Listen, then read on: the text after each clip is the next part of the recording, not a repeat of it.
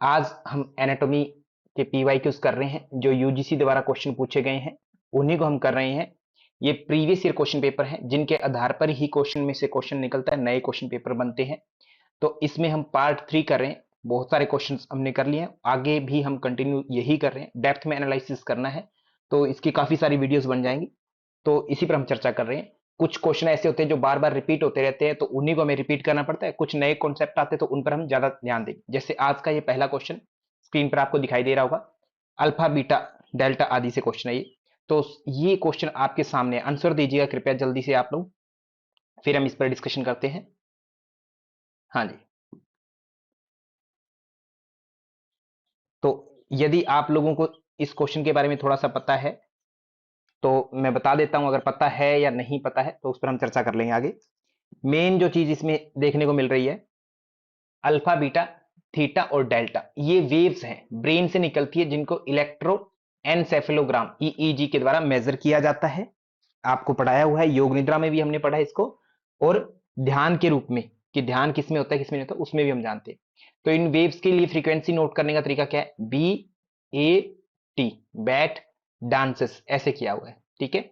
और सबसे ऊपर जी को रखा है, जी बोले तो गामा, बी बोले तो बीटा, ए अल्फा, टी से थीटा और डी से डेल्टा। तो इन वेव्स को अगर हम सीक्वेंस में लगाते जाते हैं तो लगभग कहते हैं 0 से 4 हर्ट्ज के आसपास की जो फ्रीक्वेंसी होती है वो डेल्टा की होती है। 4 से 8 के आसपास की लगभग वर्ड यूज कर रहा हूं मैं, वो किसी किसी बुक में एक दो ऊपर नीचे फ्रीक्वेंसी आपको दिखाई दे देंगी।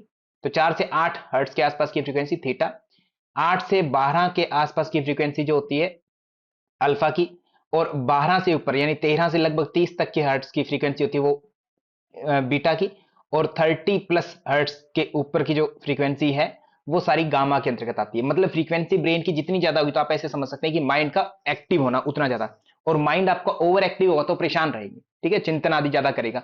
शांत करना ध्यान का उद्देश्य क्या है, ध्यान शांत। तो ध्यान जैसे जैसे बढ़ेगा तो अगर कोई किसी भी स्टेट में है तो वो डाउन साइड जाएगा, फ्रीक्वेंसी बिल्कुल कम होती जाएंगी उसकी, ठीक है, डेल्टा की तरफ आएगा। स्टार्टिंग जो है मेडिटेशन की बोलते हैं कि ए अल्फा से मेडिटेशन की स्टार्टिंग हो जाती है, जब ये अल्फा आने लगती है लो फ्रीक्वेंसी की, मेडिटेशन स्टार्ट हो जाता है। और उसके बाद में फिर मेडिटेशन की अंतिम अवस्था, जब आपको ओंकार आदि का ध्यान करें और वही लगातार दिखने लग जाए तो थीटा आती है, हायर स्टेट मेडिटेशन की। और उसके बाद में जो समाधि आदि की सुपर कॉन्शियसनेस स्टेट है, बिल्कुल शांत, ठीक है, सुपर कॉन्शियस, जिसमें आप विचार लेस हो जाते हैं, शून्य हो जाते हैं, विचार शून्य, वो डेल्टा को कहा जाता है, डेल्टा को। तो यहां पर हम बात देखते हैं बीटा या गामा, ये दोनों चिड़चिड़ेपन का यानी कि एक तरह से पागलपंती के संकेत है। बी में आप कोई ना कोई प्रॉब्लम सोल्व कर रहे हैं, दिमाग लगा रहे हैं, ओवर थोड़ा एंक्सियस हो रहे हैं, चिंतित हो रहे हैं, तो बीटा बीटा फ्रीक्वेंसी आती है। गामा में बिल्कुल एक तरह से पागलपन की हदें सारी पार हो जाती है, तो गामा देखने को मिलती है। तो यहां पर हमें जो प्रश्न दिया गया है, यानी अल्फा बीटा थीटा और डेल्टा, ये है। अल्फा की बात करें तो यहां पर अल्फा के हिसाब से मेडिटेशन स्टार्ट होता है, यानी कि यहां पे ये कहेगी रिलैक्सेशन होता है हमारा स्टार्ट में। और थीटा में इस प्रश्न के अनुसार से थीटा के लिए क्या बनेगा, मेडिटेटिव वेव्स बनेगा, मेडिटेटिव। डेल्टा की बात करें तो डेल्टा में बिल्कुल जीरो फ्रीक्वेंसी है, जो आपकी सुपर कॉन्शियसनेस स्टेट को पहुंचाती है, मतलब ए के लिए हो जाएगा।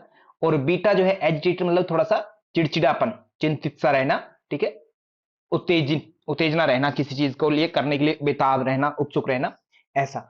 तो इस प्रश्न का आपका नॉर्मल सा आंसर है ए के लिए 3 हो जाएगा, ए के लिए 3। तो ए के लिए जहां 3 है उसको एलिमिनेट कर दीजिए, जितना थोड़ा पता है उतने का आप यूज करिए एग्जाम में, आपकी बहुत ज्यादा हेल्प होती है, ठीक है। अब बीटा के लिए 2 होना चाहिए, तो बीटा के लिए 2 के बी मतलब बीटा 2। तो अब आपका आंसर जो है आपको सीधा स्पष्ट क्लियर हो जाता है कि ऑप्शन नंबर हमारा 3 जो है इस प्रश्न का राइट होना चाहिए।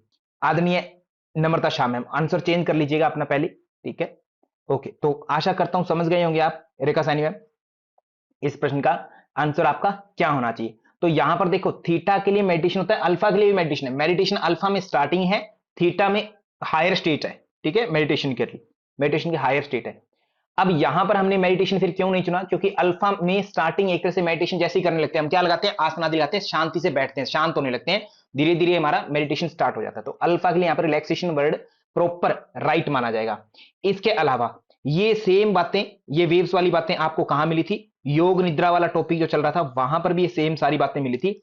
अब आपसे प्रश्न अलग तरीके से पूछा जाता है एक, कि बताओ जागरूक अवस्था है, अवेकनिंग जो स्टेट है, अवेकनिंग जागरूक स्टेट योग निद्रा के हिसाब से, अवेक जागना, वो कहां पर होगा? वो सर अवेकनिंग, जागना बोले तो अल्फा में तो आप आंखें बंद कर लीजिए, रिलैक्स हो गए। तो बीटा जो है यहां पर जागना, मतलब एक तरह से बाह्य जगत के प्रति आप अवेक होते हैं, अवेक, ठीक है, जागरूक अवस्था, जागृत अवस्था मान सकते हैं बीटा को, ठीक है, जिसमें आप सेंसेस से कुछ ना कुछ ले रहे होते हैं, सेंसेस से लेते हैं, सेंसरी अवेयरनेस होते हैं, ठीक है। मैं इसको अलग से लिखता हूं, तो अवेक यानी कि जागृत अवस्था, ठीक है, जागृत अवस्था वो कहां पर होती है? बीटा के अंतर्गत होती है, जिसमें आप सेंसेस के प्रति अवेयर होते हैं, सेंसरी अवेयर। जागृत अवस्था संसार में बोली जाती है जिसमें आप सेंसेस से कुछ ना कुछ ले रहे हैं, इनटेक कर रहे हैं, यही तो होता है, ठीक है। अल्फा जो होती है, अल्फा, अल्फा के लिए वर्ड यूज किया जाता है योग निद्रा वाले कॉन्सेप्ट में, तो वहां पर आप जागृत से कहां जाते हैं? सुषुप्ति में जाते हैं, सुषुप्ति में, ठीक है, सुषुप्ति में सोने की, एक योग निद्रा जो है वो सोने की ही स्टेट है, यानी योग निद्रा को क्या माना गया है? अल्फा स्टेट, अल्फा वेव्स के अंदर माना गया है। इसमें आप धीरे धीरे क्या करते होते हैं? सुपर कॉन्शियस होते जाते हैं, यानी तुरीय अवस्था को प्राप्त करते जाते हैं धीरे धीरे, योग निद्रा में डेप्थ में ले जाकर के। स्टार्टिंग अल्फा में मानी जाती है, योग निद्रा की बात करें तो किसमें माना गया? अल्फा में, ठीक है, हिप्नागोगिक, हिप्नागोगिक। इसमें आपके सारी सेंसेस बंद हो जाती है, बट केवल एक सेंस काम कर रही होती है। कौन सी सेंस होती है जो काम कर रही होती है योग निद्रा में?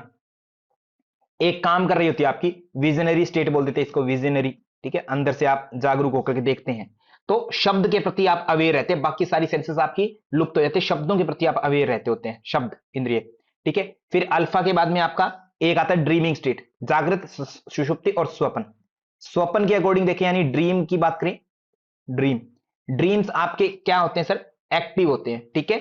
जो थीटा में जब आपका माइंड शांत हो जाता है, कॉन्शियस माइंड और सब कॉन्शियस माइंड एक्टिवेट हो जाता है, सब कॉन्शियस एक्टिवेट हो जाता है, तब थीटा निकलती है जो लगभग 4 से 8 फ्रीक्वेंसी के आसपास की होती है। इसमें आपके जो दबे कुचले विचार होते हैं, दबे हुए विचार उभर करके आते हैं ड्रीम में, ठीक है, दबे हुए विचार उभर करके आते हैं, सप्रेस्ड जो फियर आदि की बातें होती है वो निकल करके आती होती है, ठीक है। ऐसे ही अनकॉन्शियस माइंड होता है, फिर अनकॉन्शियस, ठीक है, कौन कौन सा? अल्फा, बीटा, थीटा हो गया, फिर डेल्टा, डेल्टा में और अंदर चले गए जो आपके बिल्कुल भी कॉन्शियसनेस में नहीं है, अनकॉन्शियस, अनकॉन्शियस फीचर आपके निकल करके आते होते हैं डेल्टा में, ठीक है। इसमें क्या होता है? आपकी इंस्टिंक्ट, जो अंदर की इच्छाएं होती है, अंदर की बेसिक नेचर होता है आपका, इंस्टिंक्ट निकल के आता होता है, ठीक है, बेसिक इंस्टिंक्ट, प्रिमिटिव ड्राइव्स, जो आपकी शुरुआती जो आंतरिक, जैसे हम कहां जाना चाहते हैं? परमात्मा की तरफ जाना चाहते हैं, परंतु जागते हुए तो कभी नहीं जाते हैं, कोई बात ही नहीं करता है जब शक्ति होती है तो, ठीक है। जैसे जैसे बुढ़ापा आता है या कमजोरी आती है या फिर ईश्वर आदि का भक्ति आदि करते हैं, योगाभ्यास आदि करते हैं, तो बेसिक इंस्टिंक्ट जागने लगती है, अंदर की रियल इच्छा जो है जागने लगती है इसमें,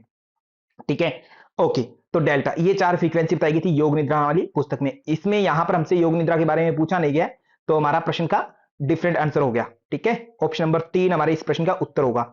फ्रीक्वेंसीज की अगर आपने पैरामीटर्स नोट कर लिए हैं, किसके कितने फ्रीक्वेंसी निकल रही है, तो आपका क्वेश्चन देना बिल्कुल आसान हो जाएगा, बिल्कुल आसान हो जाएगा। आगे बात करते हैं, नेक्स्ट क्वेश्चन जो जुलाई 2018 से हुए थे हमारे, उनके अंतर्गत बात करते हैं। तो यहां पर प्रश्न पूछा जा रहा है ट्राइकस्पिड वॉल्व। आप लोग इस प्रश्न का उत्तर दीजिएगा, मैं इस प्रश्न पर चर्चा करता हूं एक्स्ट्रा। प्रश्न देखते ही मालूम हो रहा है कि हार्ट से रिलेटेड प्रश्न है। हार्ट के अंदर चैम्बर होते हैं, हार्ट के अंदर चैम्बर होते हैं, इस प्रकार से हम हार्ट को बनाते हैं थोड़ा, ठीक है, प्रैक्टिकली। बट मैं इस हार्ट को थोड़ा सा अलग तरीके से बना के दिखाता, तो ताकि आपको याद हो जाए अच्छे से, ठीक है। एक बॉक्स बना लेते हैं हार्ट के रूप में, एक बॉक्स। हार्ट हमें सभी को पता है कि सर ज्यादातर पार्ट इसका जो है 2/3 भाग जो होता है, 3 भागों में बांटे हार्ट को। वैसे तो होता है हमारी कैविटी होती है, मीडियास्टाइनम कैविटी होती है, वहां पर पाया जाता होता है, स्टर्नम के जस्ट पीछे पीछे स्टर्नम कवर करती है, बट ज्यादातर इसका भाग कहां होता है? लेफ्ट साइड में होता है, लेफ्ट साइड में, ठीक है, लेफ्ट साइड में होता है।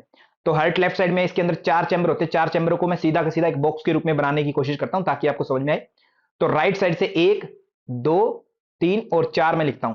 इन 3-4 सीक्वेंस लिखने के पीछे एक लॉजिक है जो सामान्य विद्यार्थी को जिसको नहीं पता होता है उसके बहुत ज्यादा काम हो जाता होता है। तो 1 2 3 4, लेफ्ट एक साइड होती है हार्ट की, और हार्ट की एक साइड राइट बोल देते हैं हम। राइट और लेफ्ट को हम 2 भागों में बांटते हैं, किसके आधार पर बांटते हैं? राइट में क्या होता है, लेफ्ट में क्या होता है? क्या एट्रियम केवल राइट में होंगे, क्या एट्रियम केवल लेफ्ट में होंगे? नम्रता शाह मैम, दोनों साइड एट्रियम मिलेंगे, दोनों साइड आपको वेंट्रिकल मिलेंगे, ठीक है, दोनों साइड मिलेंगे। तो एट्रियम और वेंट्रिकल दोनों साइड मिलते हैं, ठीक है।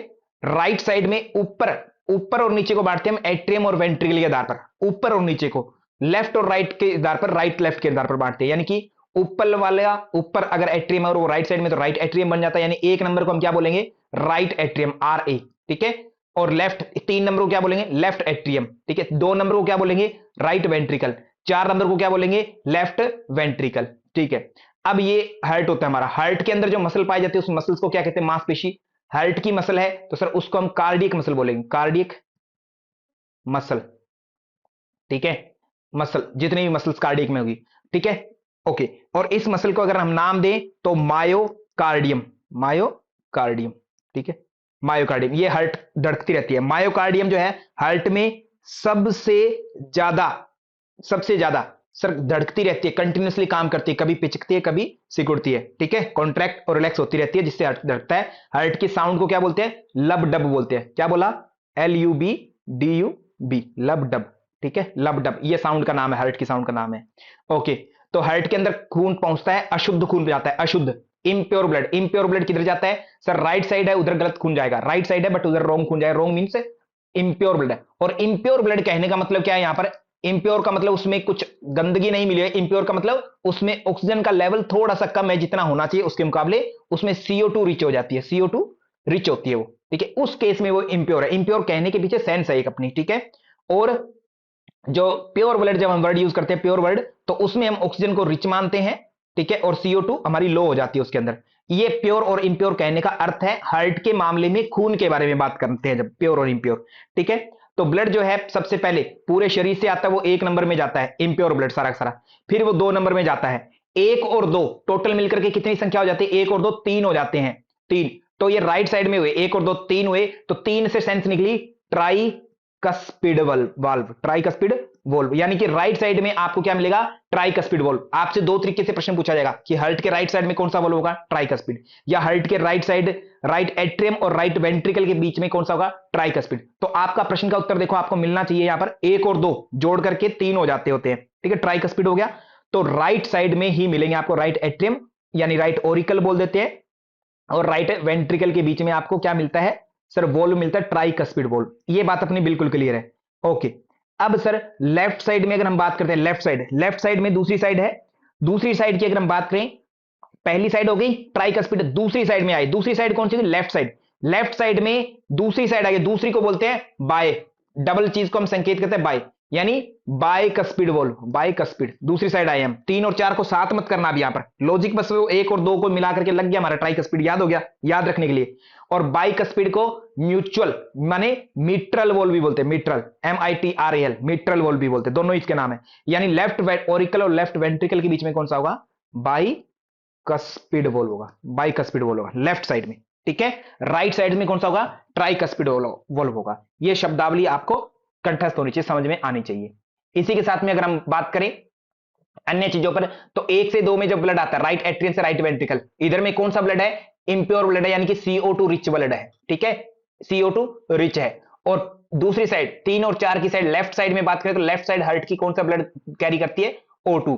O2 वाले ब्लड को हम कहते हैं प्योर ब्लड, और इंप्योर ब्लड CO2 जब ज्यादा होती है तब हम कहते हैं, ठीक है। इसके आधार पर प्योर इंप्योर वर्डिंग करते हैं हम। अब सर आपसे ये प्रश्न पूछ लेते कि बताओ हार्ट का कौन सा साइड जो है प्योर ब्लड के साथ डील करता है, या कौन सा इंप्योर के साथ में, इंप्योर के साथ में राइट साइड, और प्योर के साइड में लेफ्ट साइड, ओके। और लेफ्ट साइड में left atrium plus left ventricle में बाइकस्पिड वोल्व होता है। हार्ट के अंदर खून गया राइट एट्रियम में यानी राइट ओरिकल, फिर राइट वेंट्रिकल में गया ट्राइकस्पिड वोल्व से, और फिर जो है ये निकल कर चला जाता है आगे सीधा, 2 से सीधा 3 में नहीं जा सकता, ऊपर नहीं चढ़ पाएगा, एंटी ग्रेविटी काम नहीं कर पाती इसमें सीधा, ठीक है। तो कैसे जाएगा सर, 2 से पहले ये लंग्स में जाएगा, अब मैं बाकी चीजें डिलीट कर रहा हूं, ठीक है। 2 से सीधा जो है ये लंग्स की तरफ जाएगा, लंग्स हार्ट के जस्ट साइडों में रहते हैं, अपोजिट साइड में दोनों साइड रहते होते लंग्स, ठीक है। तो लंग्स के अंदर जाता है, 2 से लंग्स में गया, और लंग्स में जाना, हार्ट से जब भी खून दूर जाएगा, अवे अवे जाता है हार्ट से, अवे अवे बोले तो आर्टरी से ही जाता है, आर्टरी से, ठीक है। और ये आर्टरी कहां लेके जा रही है सर, फेफड़ों के अंदर, और फेफड़ों के लिए रूट वर्ड क्या है, पल्मोनरी, पल्मोनरी, यानी ये आर्टरी का नाम क्या है, पल्मोनरी आर्टरी। अब पल्मोनरी आर्टरी में बताओ ब्लड कौन सा है, हमने याद किया कि आर्टरी में हमेशा A1 खून होता है, आर्टरी में A1, ए से आर्टरी, ए से A1 खून होता है। परंतु यहां पर हमारा केस पलट जाता है कि सर लंग्स में जाते समय आर्टरी खून तो दूर लेके जा रही है, परंतु वो लंग्स में लेके जा रही है, और कहां से लेके जा रही है, 2 नंबर से, और 2 नंबर यानी राइट साइड है, इसमें अभी तक इंप्योर ब्लड था, तो यानी पल्मोनरी आर्टरी में इंप्योर ब्लड CO2 वाला ब्लड कैरी किया जाता है। शरीर में एकमात्र ऐसी आर्टरी है जो इम्प्योर ब्लड कैरी करती है, अदरवाइज सारी आर्टरी सर शरीर में प्योर ब्लड ही कैरी करती है। एकमात्र एक्सेप्शन है इम्प्योर ब्लड कैरी करने वाली पल्मोनरी आर्टरी। सेम ऐसे ही वापिस जो आती होती है, वापिस हार्ट के पास वापिस आती है, वापिस बोलते हैं वी से वापिस, वापिस जो आएंगी उनको हम बोलते हैं वेन्स। शरीर में जितनी भी हार्ट के पास वापिस खून लेके आएंगी उन सब का नाम वेन है। शरीर में सारी सारी हरी पूरे मेरे पैर के नाखून से, घुटने से, पेट से, स्टमक से, हर जगह से जो है, कंधों से, हाथों से, ब्रेन से, हर जगह से जो खून वापिस आ रहा है वो सारा का सारा CO2 रिच है। यानी वेन्स हमेशा अशुद्ध खून कैरी करती है, यानी CO2 रिच। बट एक एक्सेप्शन है सर, पल्मोनरी जब आएगी वेन वापिस आएगी हार्ट में, ठीक है, वो कहां से लंग्स से आ रही है, pulmonary PV, pulmonary wall, pulmonary vein, ठीक है। तो वो कौन सा खून लाएगी सर, वो प्योर ब्लड लाएगी, ऑक्सीजन ज्यादा होगी उसमें। तो ये एक्सेप्शन मिल गया कि पल्मोनरी वेन जो होती है वो वापस ला रही है खून, इसके बावजूद वो प्योर खून ला रही है। और कहां डालती है वो सीधा लंग्स से ला करके लेफ्ट एट्रियम में डाल देती है। लेफ्ट एट्रियम से फिर खून जाएगा लेफ्ट वेंट्रिकल में, खून आ गया लेफ्ट वेंट्रिकल में। लेफ्ट वेंट्रिकल में 4 नंबर में कौन सा खून हो गया, प्योर हो गया। किस वॉल्व से आया, बाइकस्पिड या मिट्रल वॉल्व, दोनों ही नाम है इसके। आया लेफ्ट वेंट्रिकल में, लेफ्ट वेंट्रिकल क्या करेगा सर, खून को सीधा जो है पूरे शरीर में पहुंचा देगा, किसके थ्रू, ऑरोटो के थ्रू, आरोटा के थ्रू पूरे शरीर में पहुंचा देगा। ऑरोटा बोलते हैं महाधमनी। और फिर छोटी छोटी आर्टरीज आदि में बट करके पूरे शरीर में खून जाएगा, फिर वहां से जो है वेना कावा के थ्रू होते हुए, वेन्स के थ्रू होते हुए वापस खून आ जाता था। ये सर्कुलेशन चलता रहता है शरीर में, शरीर में ये सर्कुलेशन चलता रहता है, ये ध्यान रखेंगे। ओके सर, ये हार्ट के पंपिंग का कार्य होता है। अब हार्ट पंप करता है तो कभी वो क्या करता है, कॉन्ट्रैक्ट करता है, कॉन्ट्रैक्ट, और कभी क्या करता है, कभी कॉन्ट्रैक्ट करता है, कभी वो रिलैक्स होता है, रिलैक्स, एक्सपेंड नहीं करेगा, नॉर्मल पोजीशन में ही रहता है, ठीक है, रिलैक्स करता है। तो कॉन्ट्रैक्ट करता है तो वो दबता है, ठीक है, और रिलैक्स होता है तो वो सिकुड़, जो रिलैक्स होता है मतलब फैलता है एक तरह से, ये वर्ड यूज करते होते हैं। ओके, तो इनको हम दो शब्दों से जानते होते हैं, एक को सिस्टोल बोलते हैं, सिस्टोल, एक को डायस्टोल बोलते हैं, डायस्टोल। जब सिस्टोल और डायस्टोल दो शब्द हुए, कॉन्ट्रैक्ट करेगा हार्ट तो खून हार्ट के अंदर रहेगा नहीं रहेगा सर, कॉन्ट्रैक्ट करेगा तो जैसे मुट्ठी के अंदर कोई सामान है और मुट्ठी को बंद कर दे तो मुट्ठी के अंदर से वो सामान निकल जाएगा, ठीक है, निकल जाएगा, बाहर निकल जाएगा। और अगर मुट्ठी को खोले रखेंगे, हथेली बनाए रखेंगे, चुल्लू बनाए रखेंगे, जैसे चुल्लू भर पानी, पानी अंदर रहेगा हथेली के, ठीक है। तो मुट्ठी बनाएंगे जब हार्ट खाली हो जाता है, कॉन्ट्रैक्ट पोजीशन में हार्ट खाली होता है, हार्ट के अंदर प्रेशर क्रिएट होता है। प्रेशर वो कितना होता है, लम समझ कहते नॉर्मली कितना होता है सर, 120 mmHg के रूप में पारे के दाब पर मापा जाता है ये प्रेशर। और जब रिलैक्स होता है तो हार्ट के अंदर आराम से, कोई प्रेशर नहीं होता, आराम से ब्लड इकट्ठा होता है, वो होता है 80 mmHg। नॉर्मली प्योर जो है स्वस्थ एक प्रेशर मापा जाए तो ये इतना होता है। यानी बीपी क्या होता है, धमनियों पर लगने वाला प्रेशर, आर्टरीज पर लगने वाला प्रेशर जो होता है वो हमारा बीपी होता है, ब्लड प्रेशर। आर्टरीज पर जो प्रेशर लगेगा, क्योंकि हार्ट सीधा आर्टरी पर ही प्रेशर डालता है, वेन्स से तो वापस आ रहा है, उस पर तो डालने की बात ही नहीं है, प्रेशर आर्टरी पर डालते हैं। इसलिए आर्टरी पर डलने वाले प्रेशर को हमें क्या बोलते हैं, ब्लड प्रेशर के रूप में काउंट करते हैं। 120/80 इतना ये नॉर्मली होता है, सिस्टोल डायस्टोल हम इसको बोलते हैं, यही शब्द है। Okay done sir. हार्ट के अंदर एक बार खून जाता है और पूरा बाहर निकल जाए, ये कितना टाइम लेता है, इसको बोलते हैं cardiac cycle. Cardiac cycle, cycle क्या बोलते हैं, कार्डियक साइकिल 0.8 सेकंड का होता है, 0.8 सेकंड का होता है। ये मिनी बेसिक बेसिक बातें ये याद रखिए, कहां पर क्या पाएगा। अब हम पूरा एक ब्लड का चार्ट बनाते हैं, ब्लड कैसे कैसे फ्लो करता है हार्ट में। हार्ट की बात करता हूं मैं यहां पर, छोटा सा हार्ट बना करके, ये एक डिब्बे के रूप में मैं हार्ट बना रहा हूं, ठीक है, 1 2 3 4। ओके, जब एक में ब्लड जाता है, एक में ब्लड गया, वो कहां से गया, वेना कावा के थ्रू गया, वेना कावा, महाशिरा जिसको बोलते हैं, वेना कावा जिसको महाशिरा कहते हैं, महाशिरा, ठीक है, उसके थ्रू ब्लड गया। तो महाशिरा के थ्रू जो है ब्लड जाता है 1 नंबर में, 1 से फिर गया 2 में, है ना, यानी राइट, ये एट्रियम है ऊपर वाला, नीचे वाला राइट वेंट्रिकल होगा। सेम ऐसे ही RL होगा, इधर LV होगा लेफ्ट एट्रियम, और नीचे LV लेफ्ट वेंट्रिकल। 1 में गया, 1 से फिर वो कहां जाता है 2 में, 2 से फिर वो कहां गया, वो सर लंग्स में जाता था, लंग्स में, ठीक है, लंग्स में गया पल्मोनरी आर्टरी के थ्रू। फिर लंग्स से कहां पर आया, 3 में आया पल्मोनरी वेन के थ्रू। फिर 4 में गया, 4 से फिर वो कहां गया, ओरोटा में गया, ओरोटा, ओरोटा में गया, ओरोटा महाधमनी जिसको हमने बोला। ओरोटा से कहां गया, आर्टरी में गया, आर्टरीज में गया, ठीक है। आर्टरी से कहां गया, छोटी छोटी आर्ट्रियोल में गया, आर्ट्रियोल्स में गया। आर्ट्रियोल से कहां गया सर, वो कैपिलरीज में गया, कैपिलरीज में छोटे छोटे अंगों में बट गया, कैपिलरी क्या वर्ड यूज किया, कैपिलरी, केशिकाएं बोलते हैं जिसको, नोट कोशिका, केशिकाएं, कैपिलरीज बोलते हैं। कैपिलरीज से फिर वापस उठाया जाएगा छोटे छोटे वेन्यूल्स के द्वारा। अब खून क्या हो गया, इंप्योर हो गया। इंप्योर बोले तो सर इसमें ऑक्सीजन नहीं CO2 ज्यादा आ गई। हालांकि ऑक्सीजन की अपेक्षा तो अभी भी CO2 कम ही रहती होती है, बट CO2 का जो मात्रा है वो बढ़ गई। वेन्यूल्स, वेन्यूल्स बढ़ गई। वेन्यूल से क्या बनेगा, वेन्स बनेगी, वेन्स, और वेन सब मिलकर के वेना कावा बना देती है, और फिर हार्ट में आ गया। ऐसे पूरे शरीर में ब्लड सर्कुलेट होता रहता है। तो ये आपको ब्लड का सर्कुलेशन कैसे होता है ये याद रखना है।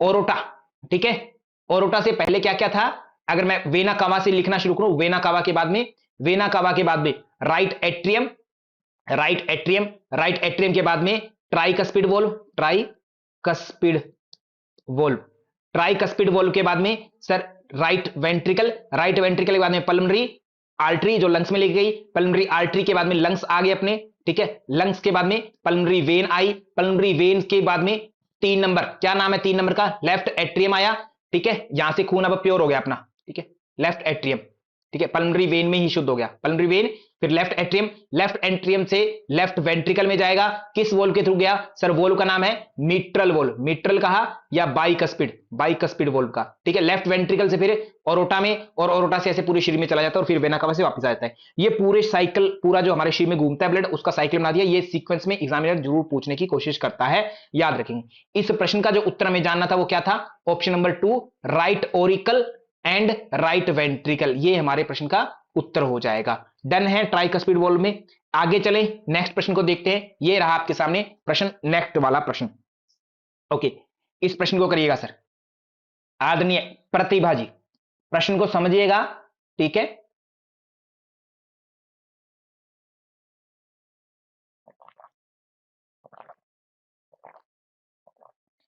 T3 hormone is secreted by which endocrine gland, endocrine gland sir क्या करती है, अंतःस्राव करती है, अंतःस्राव, ठीक है, अंतःस्राव क्या सीक्रेशन करती है, हॉर्मोन्स को निकालती है।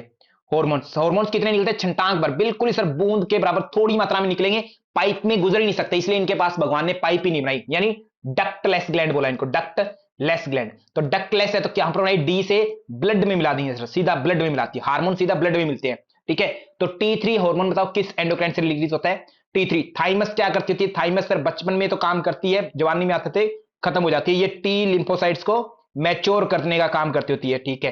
थायराइड ग्लैंड जो होती है T3 और T4 दोनों को निर्माण करते हैं। T3 का फुल फॉर्म क्या है, ट्राई आयोडो, जो आयोडीन खाते हैं उसको मिलाकर के, और ट्राई 3 अणु, try iodo thyronine, thyro thyronine, टायरोनिन, ठीक है, उसके साथ मिलकर के ट्राई बनाती है, T3 बोला, और जब 4 इसके बॉन्ड हो जाते हैं टेट्रा बोलते हैं, टेट्रा आयोडो टायरोनिन, ठीक है, तो 4 T4, इन दोनों को मिलाकर हम क्या नाम देते हैं, थायराइड हार्मोन, यानी थायरोक्सिन वर्ड कर देते हैं, थायरोक्सिन, ठीक है। कभी कभी आप बुक्स में देखेंगे थायरोक्सिन लिखा होता है, मतलब टी थायराइड के हार्मोन्स। और थायराइड ग्लैंड के पास में सर एक सी सेल और होती है, थायराइड में सी सेल होती है, वो क्या रिलीज करती है, सी सेल्स, पैराफोलिकुलर जो सेल होती हैं वो क्या रिलीज करती है, डॉक्टर जे नहीं बनानी मैम, सुनील उपाध्याय जी, डॉक्टर सुनील उपाध्याय साहब, थायराइड ग्लैंड, हमें एक्स्ट्रा चीजें जाननी है, ठीक है, एक्स्ट्रा चीजें सर क्या करेंगी, कैल्सीटोनिन, कैल्सीटोनिन नाम का हार्मोन रिलीज करती है, कैल्सीटोनिन। कैल्सीटोनिन क्या करता है सर, कैल्सीटोनिन जो है कैल्शियम को कहां लेकर के जाता है, कैल्शियम अब्जॉर्ब करवाता है बोन्स में। जब आप प्रेगनेंसी के काल में नॉर्मली जब बहुत ज्यादा ओवर ईटिंग करते हैं, फूड आदि खाते हैं, कैल्शियम आदि खाते हैं, तो सारा का सारा बोन्स के अंदर स्टोर होने लगता है थायराइड, ठीक है, कैल्शिटोनिन रिलीज करती है तब, ओके, ठीक है, सारा का सारा कैल्शियम जो है बोन्स में जाने लगता है। जब प्रेगनेंसी के बाद डिलीवरी होती है तो तब जो है वो सारा कैल्शियम आदि मिल्क आदि के रूप में बन करके, या मां के प्रेम के रूप में जो है बच्चे की वृद्धि में लगता है, ग्रोथ के रूप में लगता है, ठीक है।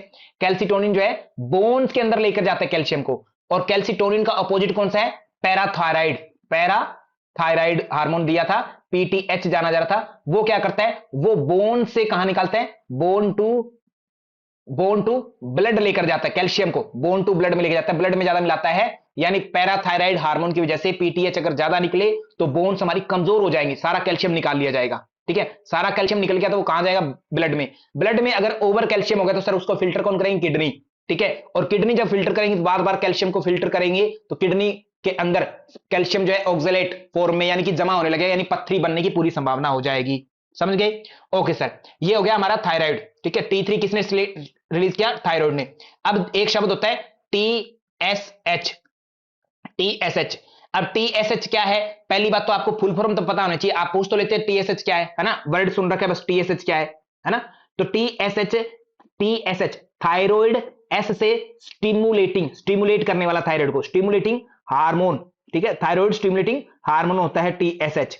ये आपको थोड़ा सा इतना पता होना चाहिए, थायराइड स्टिमुलेटिंग हार्मोन। यानी ये क्या करेगा, टीएसएच कौन निकाल रहा है, टीएसएच को कौन निकालेगा बताओ, टीएसएच को निकालेगा कौन, टीएसएच को पिट्यूटरी निकाल रही है। पिट्यूटरी किस साइड से निकाल रही है, पिट्यूटरी सर एंटीरियर पार्ट से निकालती है, एंटीरियर पार्ट से निकालती है, एंटीरियर पार्ट से निकालती है, आगे वाले हिस्से से निकालती है, ठीक है। पीछे से केवल दो ही निकलते हैं उसके पास से, थायराइड जो अपनी ग्लैंड है पिट्यूटरी, उसके पास से पिछली वाली साइड से, पोस्टीरियर साइड से केवल दो ही निकलते हैं। कौन से हार्मोन निकलते होते हैं, कौन से निकलते होते हैं सर, एडीएच एंटी डायरेटिक या वैसोपेसिन नाम है जिसका, ये पीछे से निकलते गया, और ऑक्सीटोसिन जो मिल्क को इजेक्ट करवाता है, वो दो पीछे से निकलते हैं, बाकी सारे हार्मोन पिट्यूटरी के आगे से निकलते हैं। तो थायराइड स्टिमुलेटिंग हार्मोन, ठीक है, थायराइड को स्टिमुलेट करने वाला हार्मोन, यानी पिट्यूटरी को हमने कह रखा है कि ये मास्टर ग्रंथि है, मास्टर सबकी गुरु है, ठीक है, ये सबको कंट्रोल करती है, कंट्रोलर है सभी का। तो टीएसएच ये निकालती है, इसलिए टीएसएच निकालने मतलब कि थायराइड को स्टिमुलेट किया जाए, स्टिमुलेट मतलब उसको हिलाया डुलाया जाए। तो थायराइड को हिला डुला करके उसके पास स्टिमुलेशन होगा थायराइड को, तो थायराइड से क्या निकलेंगे, T3 और T4।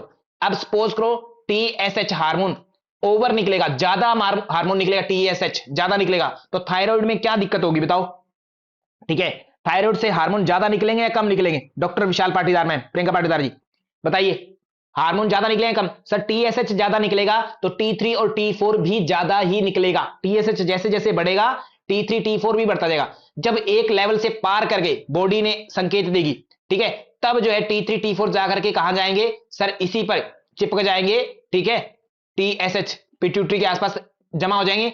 जब पिट्यूटरी को संकेत मिलेगा कि सर T3 T4 की मात्रा ज्यादा होगी, तब जो है ये टीएसएच निकलना बंद हो जाता है, यानी T3 थायराइड और पिट्यूटरी एक दूसरे को बैलेंस करते हैं आपस में मिलकर के, ठीक है। तो थायराइड से जब टीएसएच ज्यादा निकल रहा है, अब आपकी जब रिपोर्ट आती है, थायराइड चेक करवाते हैं कभी कभी, तो थायराइड में डेफिनेटली T3 T4 को चेक करना चाहिए सर, थायराइड है या नहीं है, हाइपर थायराइड है या नहीं आप, ठीक है।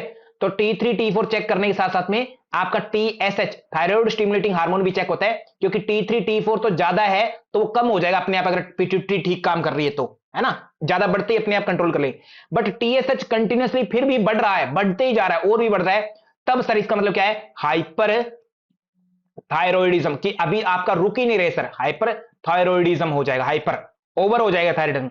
और हाइपर थायरॉइडिज्म, थायराइड ग्लैंड क्या करती है, मेटाबॉलिज्म का काम करती है, मेटाबॉलिज्म, मेटाबॉलिज्म मैं सामान्य शब्दों में कहूं चय अपचय, यानी पाचन का, तोड़ने का काम करती है, और ये हमारे हर शरीर के हर कण कण को तोड़ देगी, तो टूटने से क्या होगा, शरीर कमजोर हो जाएगा, यानी वीक हो जाएगा शरीर, यानी पतला हो जाएगा, यानी वेट क्या होगा, वेट आपका क्या होगा, लॉस होगा। तो हाइपर थायरॉइडिज्म एक शब्द हुआ, हाइपर थायरॉइडिज्म, जिसमें T3 T4 टीएसएच ज्यादा निकले, थायरॉइडिज्म ज्यादा निकलते हैं, ठीक है, हाइपरथायरॉइडिज्म हो जाएगा, जिससे वेट आपका लॉस होगा, वेट लॉस होगा, वेट लॉस हो जाएगा, समझ रहे हैं बात को, थायराइड ज्यादा निकलने से वेट आपका लॉस हो जाएगा सर, वेट कम मिल जाएगा आपको।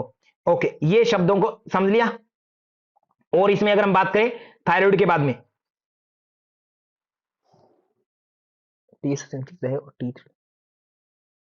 देखो टीएसएच इंक्रीज रह रहा है, T3 T4 कम है, तो उस केस में क्या है, टीएसएच अगर ज्यादा है तो धीरे धीरे हमारी T3 T4 भी ज्यादा होने लगती है। परंतु अब एक कंडीशन ऐसी कि सर टीएसएच अकेला ऊपर रह रहा है, T3 T4 बढ़ ही नहीं रही, इसका मतलब मेरी थायराइड क्या हो गई है, वो ब्लास्ट कर गई है ना, इंफेक्शन हो गया इसके अंदर, यही कहेंगे हम, थायराइड हमारी ग्लैंड खराब हो गई है, या उसके पास जो है सर बड़ी पहुंच ही नहीं पा रहा है। तो हाइपोथायराइड की कंडीशन में भी टीएसएच कभी कभी अकेला बढ़ जाता होता है, क्योंकि थायराइड हार्मोन तो नहीं बढ़ रही, थायराइड हार्मोन के बढ़ने का मतलब है हाइपरथायराइडिज्म, बट टीएसएच तो बढ़ रहा है, T3 T4 नहीं बढ़ रहा, ठीक है। ऐसी कंडीशन हो जाती है जब थायराइड हमारी बिल्कुल ब्लास्ट कर जाती है, थायराइड पर इंपैक्ट नहीं होता है, वो हमारा रजिस्ट करने लग जाती है, ठीक है, किसका, टीएसएच को रजिस्ट करती है उस कंडीशन में।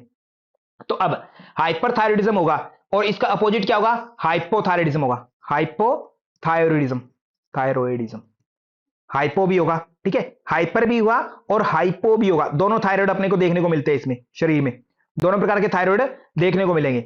डन। इसके बाद में अगर हम बात करें नेक्स्ट, एक हाँ मिक्सीडीमा, प्रेग्नेंट लेडीज में मिक्सीडीमा देखने को मिलेगा, और साथ में क्या मिलेगा, क्रेटिनिज्म। क्रेटिनिज्म क्या होगा सर, बच्चों के अंदर थायराइड कम होगा या ज्यादा हो जाए, जब बच्चे होते हैं, प्रेग्नेंट लेडी, प्रेगनेंसी में आयोडीन की कमी यानी थायराइड हार्मोन्स की कमी आपके अंदर जब जब कम रहेगी, तो जो बच्चे होने वाले होंगे तो बच्चों की बुद्धि भी थोड़ी कम विकसित होगी। ठीक है, कम विकसित होगी मतलब क्रेटिनिज्म डिजीज हो सकती है, यानी बच्चों में थायराइड हार्मोन्स की कमी से क्रेटिनिज्म डिजीज हो सकती है। आशा करता हूं समझ में आई होगी। थायराइड ग्लैंड हो गया।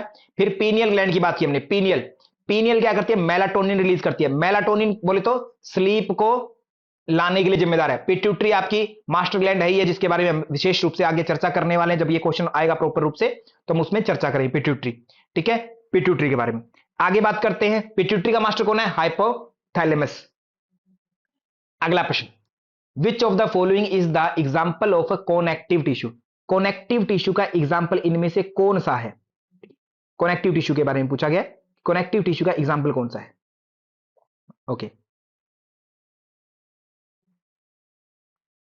तो देखो, मसल्स की बात करें तो मसल तो मस्कुलर टिश्यू अलग से ही होता है, ये तो उत्तर हो ही नहीं सकता। मस्कुलर टिश्यू, मस्कुलर टिश्यू के अंदर आते हैं। ठीक है, ये दोनों के दोनों, एक और दो तो एलिमिनेट हमने कर लिया। ठीक है, रही ब्लड या स्प्लीन की। स्प्लीन एक ऑर्गन है या टिश्यू है? सर स्प्लीन एक ऑर्गन है। ठीक है, अब ब्लड जो होता है वो पूरे शरीर को जोड़ता है, जोड़ता है। ठीक है, जोड़ता है। ठीक है, पूरे शरीर को बाउंड बाइंड करके रखता है टेम्परेचर के रूप में, या न्यूट्रिशन पहुंचाता है, हर चीज को जोड़ के रखता है। तो इसी को हम क्या कहते हैं? Connective tissue. ठीक है, एलिमिनेट कर लो, आराम से पता लग जाएगा, आराम से। ठीक है, आराम से ऑप्शन नंबर 3 अपना राइट हो जाएगा। अब सर बात करें कनेक्टिव टिश्यू क्या करता होता है? सर कनेक्ट करता होता है, टिश्यूज कनेक्ट करते होते हैं। ठीक है, अकेला नहीं पाया जाता, कनेक्ट करते होते हैं एक दूसरे को। ठीक है, जैसे इसमें और क्या हो सकता है? एडिपोज टिश्यू सुना होगा, एडिपोज टिश्यू। ठीक है, एडिपोज टिश्यू भी क्या करता है? कनेक्ट करता है, सभी को कनेक्ट जोड़ के रखता होता है। और अगर हम बात करें इसमें इसी के अंदर, तो स्प्लीन, स्प्लीन अपना कौन से सिस्टम के अंतर्गत आता है? सिस्टम कौन सा होता है? सिस्टम, सिस्टम सुना है? सिस्टम बोले तो सेल मिलकर के क्या बनाती होती है? टिश्यू बनाती है, टिश्यू। टिश्यू मिलकर के ऑर्गन बनाते हैं, ऑर्गन्स मिलकर के सिस्टम बनाते हैं, सिस्टम। ऐसे ही तो होता है। अब स्प्लीन जो है यानी तिल्ली या प्लीहा जिसको बोलते हैं, ये किसके अंतर्गत आता है? लिम्फेटिक सिस्टम के अंतर्गत, लिम्फेटिक सिस्टम के अंतर्गत आता है, लिम्फेटिक सिस्टम में आता होता है। ठीक है, ओके। स्मूथ मसल्स की बात करें, कार्डियक मसल की बात करें, ये मसल सिस्टम के अंतर्गत आते हैं, मसल टिश्यू के। मसल कितने प्रकार की होती है? 3 प्रकार की। कौन कौन सी होती है सर? इस प्रश्न का उत्तर है हमारा ऑप्शन नंबर 3। मसल के ऊपर चर्चा कर रहे हैं। एक होती है वॉलेंट्री, वॉलेंटरी। एक होती है इनवॉलेंट्री, इनवॉलेंट्री। एक होती है मिक्स्ड, मिक्स्ड मसल। ठीक है, वॉलेंट्री जो होती है हमारी इच्छा से, स्व इच्छा से काम करते हैं, शरीर की इच्छा से। ये हड्डियों के आसपास होंगी, बोन्स के आसपास होंगी, यानी स्केलेटन के आसपास हुई तो इनको क्या बोला? Skeletal muscles. ठीक है, स्केलेटल बोलते हैं। इनवॉलेंट्री जो होती है मसल्स हड्डियों के आसपास नहीं होगी, ये आंतरिक अंगों में पाई जाएगी, विसरल पार्ट में होगी, विसरल। ठीक है, विसरल मसल बोल देते हैं। और ये स्मूथ होती है, चिकनी होती है, जैसे पेट की आंत चिकनी होती है, मुंह की गाल, गाल जो होती है अंदर की साइड से, चिक्स जो होती है अंदर साइड से चिकनाई मिलती होती है ना। ठीक है, यानी ये चिकनी होती है, इसलिए इनको स्मूथ बोल देते हैं, स्मूथ। ठीक है, और वॉलेंट्री होती है, चिकनी नहीं होती, थोड़ी रफनेस होती है, स्ट्रिएटेड बोलते हैं। इन पर लाइनें होती है, इन मसल्स के फाइबर सर स्ट्रिएटेड बोलते हैं, स्ट्रिएटेड, रेखित बोलते थे, हिंदी में बोलते हैं रेखित। और इनवॉलेंट्री स्मूथ को बोलते हैं चिकनी या फिर अरेखित, अरेखित। ठीक है, ऐसा बोल देते हैं। और ये क्योंकि वॉलेंट्री हमारी कंट्रोल में होती है, वॉलेंट्री बोल दिया, ये कंट्रोल में नहीं होती, पेट की आंत में हमारे कंट्रोल नहीं है कि उस मसल्स को हम आगे पीछे करें, आंते। ठीक है, नॉर्मली कि भोजन पचेगा या नहीं पचेगा, कंट्रोल में नहीं है सर, वो अंदर रहती होती है। मिक्स्ड मसल होती है, उनमें दोनों फंक्शन देखने को मिलते हैं। ये नॉर्मली कार्डियक के अंदर होती है, कार्डियक में। ठीक है, जैसे आपकी बताओ मजबूत कौन सी थे? आंते वाली मसल, आंत वाली मसल जब मजबूत होगी, या हाथ उंगलियों के पास वाली? डेफिनेटली सर जो बाहर हड्डियों के पास में वो मजबूत होती है। तो कार्डियक मसल ऐसी है जो लगातार काम करती है, उसको मजबूती तो चाहिए, मजबूती चाहिए, इसलिए उसके अंदर फंक्शन होता है, मसल्स के ऊपर स्ट्रिएटेड होती है, लाइनें तो होती है, उस पर लाइनें तो होंगी, बट उसका फंक्शन जो होता है वो सर इनवॉलेंट्री होता है, हमारे कंट्रोल में नहीं होता। उसका स्ट्रक्चर जो होता है ना, स्ट्रक्चर, स्ट्रक्चर जो होगा यानी मजबूती तो वॉलेंट्री की तरह होगी, और काम उसका इनवॉलेंट्री हो। हर्ट हमारे कहने पर रुकता नहीं है। ठीक है, हमारे कहने पर रुकता नहीं है हर्ट। ओके, ऐसा हम इमेजिन करते हैं योगाभ्यास में कि सभी की बहुत सारी मसल्स ऐसी होती है अनकंट्रोल, जैसे छोटा बच्चा है, उसकी बहुत सारी मसल्स कंट्रोल में है नहीं, मुट्ठियों को वो ढंग से बंद नहीं कर पाता है, ना खोल पाता है इन्फेंट में। ठीक है, चल नहीं पाता है, कभी कभी तो गिर जाता है, धीरे धीरे वो कंट्रोल सीखता है। तो ऐसे कहते हैं हम अडल्ट हो गए, बहुत सारी मसल्स पर हमारा कंट्रोल आ गया, बट बहुत सारे लोग नॉली नहीं कर पाते, तो नोली को कंट्रोल करना सीख जाते हैं, नोली करना सीख गए, कंट्रोल पाया ना पेट पर, हाफ में। सेम ऐसे एनएस जो एनल मसल्स है उन पर कंट्रोल नहीं होता, बट धीरे धीरे अश्विनी मुद्रा करके हम कंट्रोल करना सीख लेते हैं। ऐसे ही कहते हैं धीरे धीरे अगर आप अभ्यास करें तो एक टाइम ऐसा योग में ऐसा इमेजिनेशन वर्ड यूज कर रहा हूं मैं, ऐसा है इमेजिन क्या कि हम शरीर की सारी मसल्स को एक दिन कंट्रोल कर लेते हैं जब योगाभ्यास जबरदस्त तरीके का होता है। इसलिए बहुत सारे योगी जन सुने होंगे आपने कि उन्होंने अपने हार्ट की को जो है बंद कर लिया इतने टाइम तक के लिए, ठीक है, हार्ट को कंट्रोल कर लिया। हालांकि ये इमेजिनेशन बिल्कुल ऐसे है ना एनाटॉमिकली बिल्कुल गलत लगती है कि ऐसा पॉसिबल ही नहीं हो सकता, ठीक है, मृत्यु हो जाएगी ऐसे रुकने पर, ठीक है, एनाटॉमिकली। परंतु ये आगे एक हायर स्टेट में जाकर के तब पॉसिबल होता है, टेम्परेचर आदि इनको रेगुलेट कर लेते हैं ब्रेन आदि को कंट्रोल करके, ठीक है। क्योंकि एक्चुअल में हार्ट को कंट्रोल करने वाला है कौन? हार्ट को कंट्रोल करने वाला ब्रेन का पार्ट ही तो है, मेडुला ऑब्लांगेटा, उसके अंदर ही तो कार्डियक सिस्टम पाया गया था ना, कल हमने बेटा देखा था कि हार्ट को धड़काने के लिए, सांस को लेने के लिए, अगर पूरा मन आपके कंट्रोल में यानी माइंडसेट आपका पूरा कंट्रोल में है तो हर चीज को आप कंट्रोल करने की क्षमता रखते हो, ठीक है। योग तो ये कहता है आप अपने शरीर को ही नहीं बल्कि दूसरे के शरीर को भी कंट्रोल कर सकते हो, ऐसी इमेजिनेशन होती है योग में तो, ठीक है। तो ये कहने का मतलब कि एक टाइम ऐसा आता है जब कंट्रोल कर लेते हैं, परंतु आपको एनाटॉमी पढ़नी है, एनाटॉमी के अकॉर्डिंग उत्तर आपके यही रहेंगे हमेशा, ठीक है। कहीं आप उठ करके बोल दें कि सर है ना योगी जन कर लेते हैं, तो वो एक इमेजिनरी वर्ल्ड है अभी ना, क्योंकि रिसर्च में नहीं आया, बुक्स में नहीं आया अभी पूरी तरह से लिखा हुआ। ओके, तो आगे चलते हैं। तो इस प्रश्न का उत्तर हुआ ब्लड कनेक्टिव टिश्यू के रूप में। आगे चलें नेक्स्ट। सर्कैडियन क्लॉक मस्तिष्क के किस भाग में? काफी बार चर्चा कर ली है। सर्कैडियन क्लॉक कहां होती है? हाइपोथैलेमस में होती है, हाइपोथैलेमस में, जो क्या करता है? टेम्परेचर को रेगुलेट करता है, आपके इमोशंस को कंट्रोल करता होता है, ठीक है, और सर आपके भूख प्यास को कंट्रोल करता है, भूख प्यास को कंट्रोल करता होता है। हाइपोथैलेमस किसको कंट्रोल करता है? मास्टर है ये किसी का, किसका? पिट्यूटरी का, पिट्यूटरी इसको सेंस कर देते हैं, पिट्यूटरी को मास्टर ग्लैंड कहते हैं, मास्टर ग्लैंड कहते हैं। हाइपोथैलेमस के लिए वर्ड यूज करते हैं मास्टर ऑफ मास्टर ग्लैंड, ठीक है, ये वर्डिंग इसके लिए यूज हो जाती होती है। सेरिबेलम को किस मस्तिष्क में आता है? पीछे वाले दिमाग में आता है, हिंद ब्रेन में, ठीक है, चलने फिरने, हमारा बैलेंस बनाने में, मोशन बनाने में, मसल टोन को कंट्रोल करने में सेरिबेलम काम करता है। सेरिब्रम सेंसेस को कंट्रोल करता है, सेंसेस को, सॉरी, मेडुला ऑब्लांगेटा के अंदर सेंटर है, हिक्कप सेंटर है, हिचकी वाला, रेस्पिरेशन सेंटर है, सांस ज्यादा आएगा या कम आएगा, ठीक है, या कार्डियक हार्ट कितना तेज धड़केगा कितना नहीं धड़केगा, स्नीजिंग सेंटर है, छींकने वाला सेंटर है, खांसने वाला सेंटर है, कफिंग सेंटर जिसको बोलते हैं, ये सारे मेडुला ऑब्लांगेटा अंदर सेंटर अपने को देखने को मिलते हैं। ओके, इस प्रश्न का उत्तर क्या हुआ? हाइपोथैलेमस। सर्कैडियन क्लॉक मस्तिष्क के कहां पर है? हाइपोथैलेमस। क्या काम करती है सर? ये बायो क्लॉक है, हमारे सोने जागने उठने बैठने भूख प्यास आदि को नियंत्रित करती, नियंत्रित नहीं, टाइमिंग नोट कर लेती है ये। जब हम रेगुलर पैटर्न में एक एक्टिविटी करते हैं तो उस पैटर्न के अकॉर्डिंग ढाल लेती है अपने आप को और वैसे ही अलार्म सेट कर देती है हमारे शरीर में। जैसे हम लगातार अगर 7 बजे कोई खाना खाता है तो उसको 7 बजे भूख लगी जाएगी सुबह सुबह, और कोई व्यक्ति जो है दोपहर में खाना खाने का आदी है, कोई बिजनेसमैन है, व्यापारी है, सुबह भूख लगती नहीं है तो उसको 11 बजे ही भूख लगेगी, है ना, 1-2 बजे भूख लगेगी दोपहर में, कोई 3-3 4-4 बजे खाते हैं, तो वैसे सेट कर लेती है अपने आप को ये, ठीक है। इसकी स्टडी को क्या बोलते हैं? Circadian clock. टाइमिंग से रिलेटेड है तो क्रोनोलॉजी, टाइम की स्टडी को बोलते हैं क्रोनोलॉजी, और ये बायो क्लॉक है तो क्रोनोबायोलॉजी बोलते हैं, क्रोनोबायोलॉजी, ठीक है, बायोलॉजी, क्रोनोबायोलॉजी। ये क्लॉक स्थित तो मस्तिष्क के हाइपोथैलेमस है, बट ये सोने जागने वाला जो पैटर्न है उसको कौन कंट्रोल करता है इसके सर्कैडियन क्लॉक के? वो करती है पीनियल, पीनियल, पीनियल, जो मेलाटोनिन रिलीज करवाएगी, मेलाटोनिन रिलीज करवा के स्लीप लवाएगी आपको, है ना, नींद दिलवाएगी। ओके सर, इस प्रश्न का उत्तर हुआ हाइपोथैलेमस। आगे चलते हैं नेक्स्ट प्रश्न पर। ये रहा, बहुत ही सिस्टमेटिक प्रश्न है, सिंपल सा, बार बार ये सेम ही प्रश्न है, देखो, ठीक है।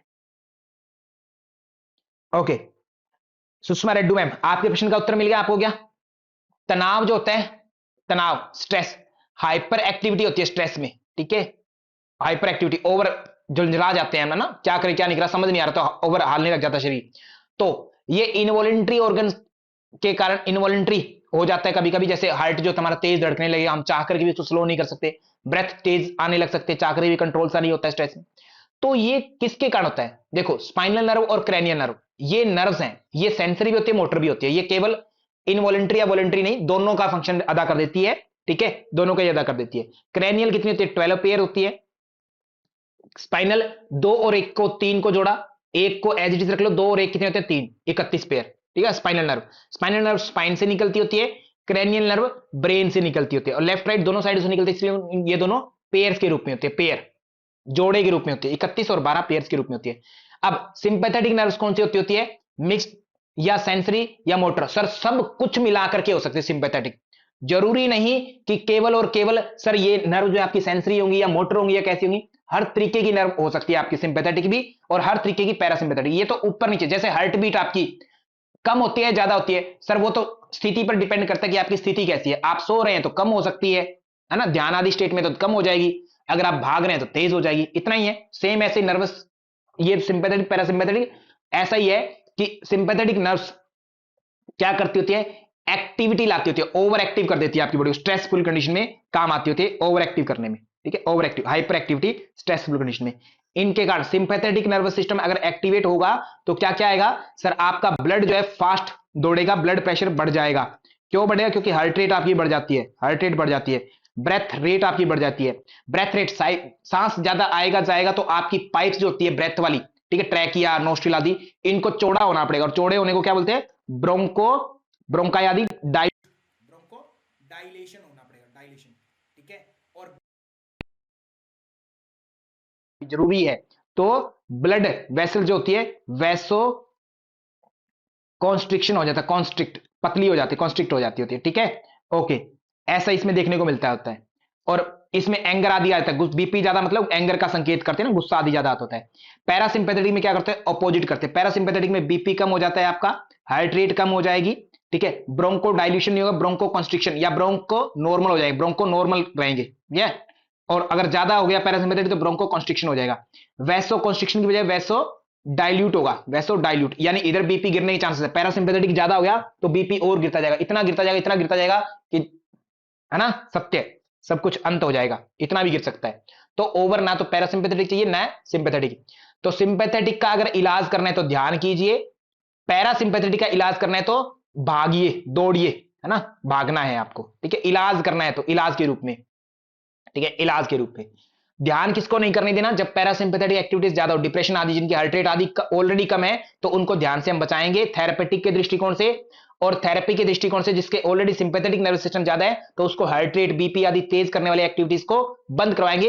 ये योगा थेरेपेटिक के दृष्टिकोण से, थेरेपी के दृष्टिकोण से, प्रैक्टिकली आप करवा रहे हैं शायद हो सकता है आप ऊपर नीचे करवा दे, थेरेपी के दृष्टिकोण से यही है आपका, याद रखना, ठीक है। आगे बात करते हैं, नेक्स्ट पार्ट पर चलते हैं। उससे पहले एक थोड़ा सा ब्रेन जो है अपना, नर्वस सिस्टम, नर्वस सिस्टम क्या चीजें है, दो चीजें, एक तो हुआ सेंट्रल नर्वस सिस्टम सीएनएस, एक हुआ peripheral nervous system, peripheral nervous system. Central nervous system में क्या चीजें आई सर, एक आया ब्रेन, एक आया स्पाइनल कोड, ठीक है, ब्रेन दिमाग था, ब्रेन से नर्व्स जो निकल के गई उनको क्रैनियल नर्व बोला हमने, 12 पेयर क्रैनियल, स्पाइन से जो नर्व निकल के गई तीन, दो और एक तीन, तीन और एक को एक ऐसे रख लो पेयर, 12 31 पेयर, ठीक है, ये होती है सर, ओके। बाकी आगे क्वेश्चन आएगा तो ब्रेन को और स्पाइनल कोड को हम और एक्सप्लेन करेंगे, ज्यादा एक्सप्लेन करेंगे, आने वाला है क्वेश्चन आगे उसको एक्सप्लेन करेंगे। तो आगे नेक्स्ट प्रश्न, गीता मिश्रा मैम आपके लिए रहा प्रश्न आपकी स्क्रीन पर,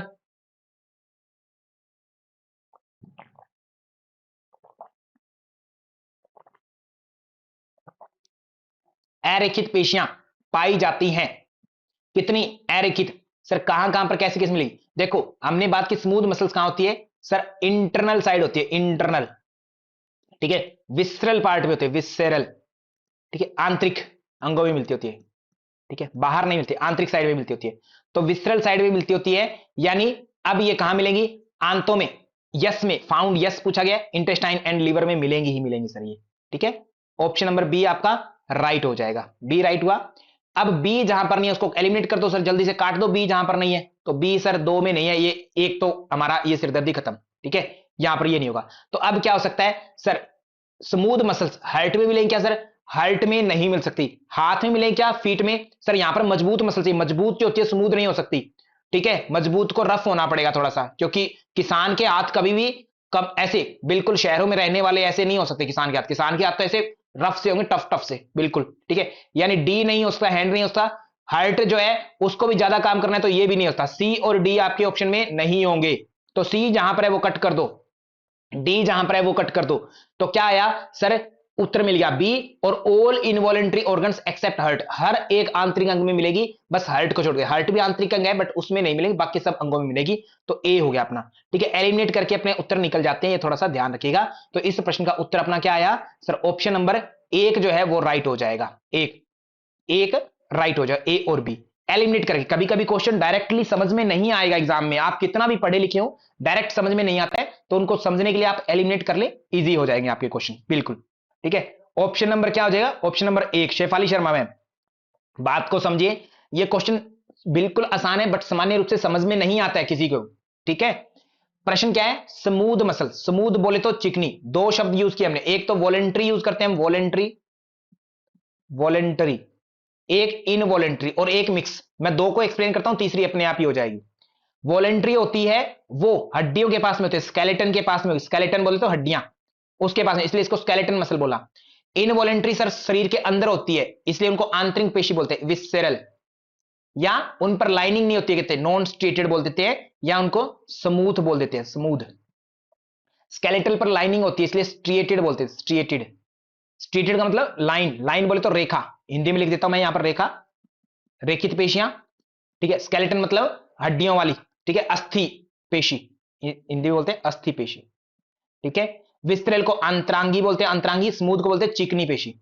ठीक है, सारे के सारे शरीर के अंगों में क्या होती है, आंतरिक अंगों में, जैसे फेफड़ा हो गया, पेट हो गया, इंटेस्टाइन हो गया, सब में क्या है, इनवॉलेंट्री मसल्स पाई जा रही है। ठीक है, इनवॉलेंट्री। बस हार्ट भी तो आंतरिक अंग है सर, हार्ट, हार्ट बेशक अंदर है परंतु उसको बहुत ज्यादा काम करना है, और जिस मसल्स को कठोर काम करना है उसमें वॉलेंट्री मसल्स ही मिलेंगी, यानी कि स्ट्रेटेड मसल मिलेगी। वॉलेंट्री का मतलब तो ये कंट्रोल में, हमारे कंट्रोल में नहीं होती है, स्ट्रक्चर में स्ट्रेटेड होंगी, और फंक्शन में ये क्या होती है, इनवॉलेंट्री, फंक्शन इनका इनवॉलेंट्री होता है, फंक्शन। हार्ट का फंक्शन क्या है, हमारे कंट्रोल में है क्या, नहीं है सर, इनवॉलेंट्री है, मतलब इसका मतलब फिर स्ट्रक्चर क्या है, स्ट्रेटेड है। ठीक है, तो अब यहां पर बात देखो, इंटेस्टाइन और लीवर में पक्का सर स्मूथ मसल्स होंगी, और हार्ट जो होता है उसको मैं निकाल दूं और बाकी सारे आंतरिक अंगों की बात करूं, इनवॉलेंट्री ऑर्गन सारे शरीर के अंदर आंतरिक अंगों में भी स्मूथ मसल है, बस हार्ट को छोड़ करके, हार्ट को छोड़ करके। इसमें कोई बड़ी बात ही नहीं है, सिंपल सी बेसिक बात है, ए और बी, इसमें क्या समझना है आपको। ठीक है, ऑप्शन नंबर एक आपका राइट हो जाए। सोमाली सैन मैम, क्यों गलत उत्तर देते हो आप बार बार, कुछ ठेका ले रखा क्या गलत उत्तर देने का। सोमाली सैन मैम, समझ में नहीं आता क्या एक बार में आपको। आगे बात करते हैं नेक्स्ट प्रश्न पर, ये रहा आपके सामने क्वेश्चन। एनिमल सेल मेम्ब्रेन क्या कंटेन करती है सर, सब कुछ होता है सर, सब कुछ को नहीं, सेल मेम्ब्रेन एक बताओ। सेल मेम्ब्रेन पहले तो बनती किससे, अंदर का साइटोप्लाज्म, वही जो है किनारों पर आता रहता है और वो बना फॉर्मेशन करता रहता है, साइटोप्लाज्म से फॉर्म होती है ये। ठीक है, और कोई भी चीज फॉर्मेशन के लिए क्या चाहिए सर, प्रोटीन चाहिए, सबसे ज्यादा प्रोटीन चाहिए ही चाहिए आपको। ठीक है, और क्या चाहिए, फैट चाहिए, दो चीजें चाहिए सर स्ट्रक्चर के लिए। कार्बोहाइड्रेट भी तो चाहिए सर, वो एनर्जी के रूप में चाहिए आपको, स्ट्रक्चर के लिए दो चीजें। जब भी स्ट्रक्चर की बात होगी मोटे तौर पर याद रखना, प्रोटीन फैट, बस काम चल जाएगा आपका। तो देखो प्रोटीन है क्या कहीं पर सर, प्रोटीन नहीं रहा, ग्लोबुलर प्रोटीन, बी उत्तर हो गया। फैट है क्या, फैट को क्या बोलते हैं, लिपिड्स बोलते आए हम, फोस्फोलिपिड्स, तो ए उत्तर हो गया सर, हो गया। ठीक है, बी और ए आपका उत्तर हो जाएगा, डन, ए भी हो गया। कार्बोहाइड्रेट सर होता होगा न के बराबर, इन दोनों के ऑप्शन के आगे जीरो है ये। ठीक है, मिनरल तो सर और भी कम मात्रा में चाहिए होते हैं, वो तो सर निर्माण कर नहीं सकते, मिनरल तो किसी चीज का निर्माण नहीं करते हैं। ठीक है, हेल्प कर सकते हैं, मिनरल एंड विटामिन हेल्प करते हैं, एनर्जी नहीं देते हैं कोई भी। ठीक है, तो ए भी आपका राइट उत्तर होगा, ए और बी। अब सेल मेम्ब्रेन होती है वो कहां होती है, आउटर पार्ट होता है किसी भी सेल का, आउटर पार्ट, और ये कितनी लेयर होती है, बाई लेयर होती है, बाई लेयर। ये क्या फंक्शन करती होती है सर, ये फंक्शन सेलेक्टिव, सेलेक्टिव बैरियर के रूप में काम करती है, सेलेक्टिव परमेबल और बैरियर के रूप में काम करती होती है। क्या रुकती है, O2 को तो अंदर जाने देंगी, CO2 को बाहर आने देगी। ठीक है, या वेस्टेज मटेरियल है अंदर, इसके कुछ टॉक्सिन्स आदि है उनको भी बाहर निकालेगी। ठीक है, ये ऐसा काम करती है सर, अंदर बाहर आने देने देती है कुछ लिमिटेड चीजों को, सबको नहीं। ठीक है, और सेल का रेस्पिरेशन भी इसी के थ्रू होता है, क्योंकि ऑक्सीजन और CO2 का आदान प्रदान होना ही तो रेस्पिरेशन होता है, यानी सेल रेस्पिरेशन में भी सेल मेम्ब्रेन हेल्प करती होती है। Option number A and B इस प्रश्न का राइट आंसर हो जाएगा। क्लियर है, नेक्स्ट क्वेश्चन आपके सामने ये रहा स्क्रीन पर, आपके सामने वर्टिब्रा है, following groups of vertebra in descending order, descending. आप लोग प्रश्न को करिए, मैं प्रश्न एक्स्ट्रा बातें करता हूं, दुनियादारी की बातें करता हूं। ठीक है, शरीर में स्केलेटन सिस्टम है, स्केलेटन बोलते हैं कि बच्चों में कहते लगभग कहते 310 के आसपास हड्डियां होती है, छोटे बच्चों में ज्वाइंट ज्यादा होते हैं। ठीक है, जैसे जैसे बड़े होते जाते बच्चा खड़ा होना सीखते जाता है, वैसे वैसे हड्डियां जुड़ने लग जाती हैं, और अंत में आकर के 206 अडल्ट में हड्डियां बच जाती थे, अडल्ट में। ठीक है, अडल्ट में रह जाती होती है। बहुत सी हड्डियां जुड़ जाती होती है। 206, 206 हड्डियों को बांटे तो एक्सियल 80 हड्डियां एक्सियल में होती है, और बाकी जो होती है अपेंडिकुलर। अपेंडिकुलर नाम बहुत बड़ा है, दूर तक जा रहा है, तो शरीर में जो दूर तक जाएगी, सेंटर से जो दूर तक जाएगी, सेंटर लाइन से जो दूर तक हड्डियां जाएंगी वो सारी पेंडिकुलर में आ गई। ठीक है, और संख्या भी इसमें ज्यादा होती है, 1 to 6 ये हड्डियां होती है। एक्सेल में 80 हुई, 80 में कौन कौन सा आ गया? आपका ब्रेन यानी सिर वाली हड्डियां आ गई, क्रेनियल पार्ट आ गया सीधा, और रीढ़ की हड्डी आ गई, स्पाइनल स्पाइन, वर्टिब्रा आ गई। वर्टिब्रा के जस्ट पास में कौन है? वर्टिब्रा के जस्ट पास में रिब्स हैं। और वर्टिब्रा के जस्ट आगे कौन सी वर्टिब्रा के आगे है? लंबर के आगे, सर्वाइकल के आगे, या सेक्रम के आगे? स्टर्नम किसके आगे है? स्टर्नम किसके आगे है Shefali Sharma ma'am? Thoracic vertebra के आगे, थोरेसिक के आगे। ठीक है, बोले तो स्टर्नम, यही हड्डियां होती है। ओके, इसके अलावा तो कोई नहीं है। और फेस भी आ गया सर अपना। ठीक है, फेस भी आ गया। तो ये बोन्स को याद रखें। स्पाइनल वर्टिब्रा की बात की जाए तो वर्टिब्रा को मैं एक्सप्लोर करता हूं। यहां पर वर्टिब्रा में क्या क्या आया सर? वर्टिब्रा को ऊपर से नीचे तक, पहले सर्वाइकल आता है, सी से 7, फिर टी से थोरेसिक आता है, टी से 12, फिर लंबर आता है एल से सर 12 में से 7 के 5, फिर सेक्रम आता है एस को भी 5 जैसा दिखता है, 5 लिख दिया, फिर कोक्सिस आता है नीचे, वो सर हर चीज 5 नहीं होती, 4 भी कर दो, कम कर दिया। टोटल मिलकर के जोड़ कितना बेटा? 33 वर्टिब्रा 33। किसके हिसाब से? ये बच्चे के हिसाब से। बट जैसे जैसे आते हैं तो ये फ्यूज होकर के एक एक बन जाती होती है। ठीक है, एक हो जाती होती है। ठीक है, तो अब कितनी बच गई सर? अब कितनी बच गई? अडल्ट में कितनी रहेंगी हड्डियां? अडल्ट में कितनी रहेंगी? 26 बोन फॉर अडल्ट। ठीक है, अब कोई बच्चा ये पूछे ना कि सर 33 क्यों है, 26 है, 33 है, दोनों ही है, बस इन्फेंट में 33, अडल्ट के लिए 26 वर्टिब्राज हो जाती होती है। नेक्स्ट प्रश्न रमन डूडी में ये है कि सर 12 7 5 ये आएगा कल को क्वेश्चन। अभी ये आया कहता है अरेंज करो, तो सर्वाइकल सबसे ऊपर होती है, सी सबसे ऊपर आएगा, फिर सी के बाद में डी आएगा थोरेसिक, फिर लंबर आएगा बी, और फिर ए आएगा। ये ऑप्शन के अनुसार सी डी बी ए जहां भी है राइट उत्तर होगा। ऑप्शन नंबर 3 हमारा राइट हो जाएगा। क्लियर है? कोई बात लंबी चौड़ी तो नहीं की? हड्डियों की संख्या पता लग गई हमें, किसकी कितनी है, कहां कहां पर है। अब एक प्रश्न आप लोगों से है अलग से कि मुझे ये बताइए कि रिब्स की संख्या कितनी होती है? शेफाली शर्मा मैम, आपको अभी तक नहीं पता लगा रिब्स की संख्या कितनी होती है? ठीक है, रिब्स की काउंटिंग कितनी है सर? ठीक है, रिब्स रिब्स कितनी होंगी? 12 पेयर। कौन सी जगह से जुड़ी हुई है ये पीछे जो पोस्टीरियर पार्ट है, इसका डोर्सल पार्ट है, वहां से जुड़ी है थोरेसिक से। थोरेसिक क्योंकि T12 12 है तो इसलिए 12 की 12 से निकलती जुड़ करके 12 पेयर निकलते दोनों साइड से। टोटल हड्डियों की संख्या गिनूं तो 24 हड्डियां होगी, 12 दूनी 24। आगे जाकर किससे जुड़ती है? छाती के आगे जाकर के सर सारी नहीं जुड़ती है। ये कैसी होती है? सत्य होती हैं, असत्य होती हैं, और तैरने वाली होती है, तैरने वाली। ठीक है, यानी इंग्लिश में बोलूं तो टी से ट्रू होती है, या फॉल्स होती है, या तैरने वाली फ्लोटिंग होती है, फ्लोट। ठीक है, पहली जो सत्य, सत्य वर्ड लिखा सत्य से 7, पहली 1 से 7 तक जो होती है वो सारी सत्य होती है, मतलब एक्चुअल में स्टर्नम से जाके जुड़ती है। स्टर्नम आगे छाती के बीचों बीच जो हड्डी है, छाती को 2 भागों में बांटती है, स्टर्नम बोलते हैं। ठीक है, उसके साथ जुड़ती है ये 7 के साथ। फिर 7 के बाद में 8 9 और 10 ये तीनों क्या करती होती हैं? फॉल्स होती है, ये जुड़ती नहीं है, ये 7वीं बोन्स के अंदर जुड़ जाती होती है, 7वीं के अंदर जुड़ जाती है, तो जुड़ने का नाटक कर रही है, झूठी है ये, जुड़ तो गई परंतु झूठी है।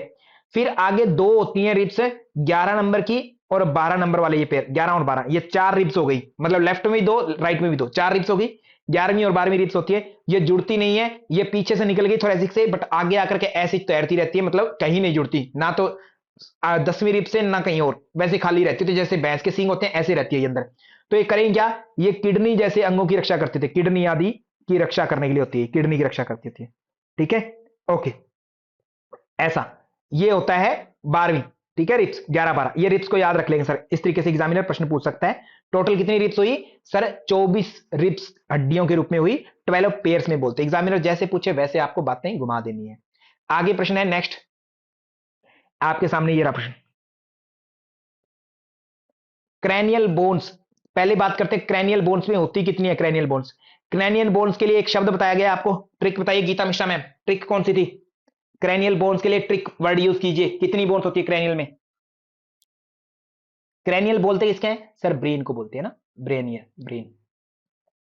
इसके लिए सर क्रैनियल खोपड़ी का एक किस्सा है जिसमें कितनी बोन बोलते हैं, 8 बोन। 8 के लिए क्या ट्रिक है, STEP, स्टेप ऑफ, ये शब्द स्टेप ऑफ। स्टेप ऑफ शब्द कैसे सर, एस से, एस से क्या यूज करते होते आप, नोट स्टर्नम, ठीक है, स्फीनोइड, स्फीनोइड। टी से टेम्पोरल, टेम्पोरल, ठीक है। ई से एथमोइड, ठीक है। पी से पैराइटल। अगर आप लोगों को ये नाम पहले कभी नहीं देखे तो प्लीज पहले नाम याद करना, फिर ट्रिक काम आएगी। पहले अगर नाम पर आपने काम नहीं किया तो ट्रिक कोई काम की नहीं है, आपके कोई भी काम नहीं आते। ट्रिक बाद में बनाते होते हैं, पहले कॉन्सेप्ट को पढ़ते होते हैं, ठीक है। पैराइटल होगी, ओ से ऑक्सीपिटल। एफ से क्या हुआ, एफ से फ्रंटल, माथे के बीचों बीच फ्रंटल। अब देखो ओ के अंदर छेद है, छेद दिख रहा है, ओ के अंदर होल है।